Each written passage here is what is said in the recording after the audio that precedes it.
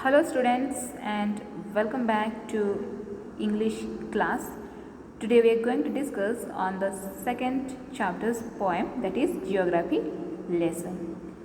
So before explaining to you, let me ask you, have you ever traveled by flight? Yes?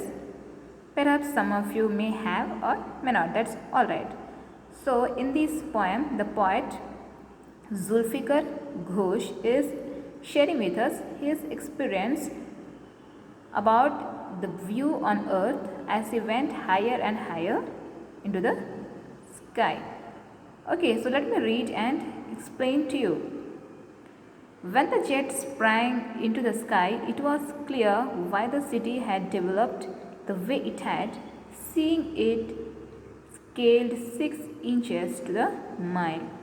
There seemed an inevitability about what on ground had looked haphazard, unplanned and without style when the jet sprang into the sky.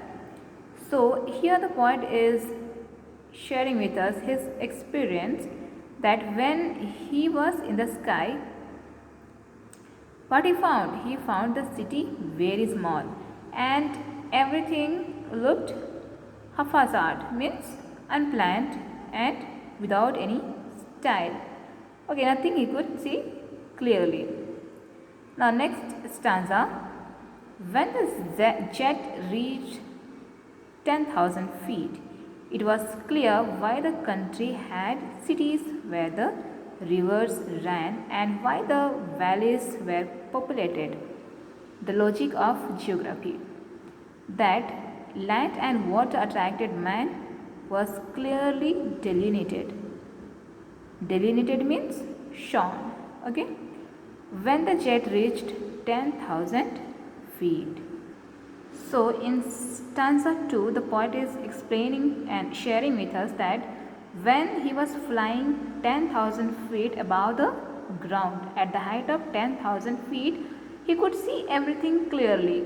The country, the cities and valleys and the rivers. Everything was seen clearly from the top of 10,000 feet above the ground.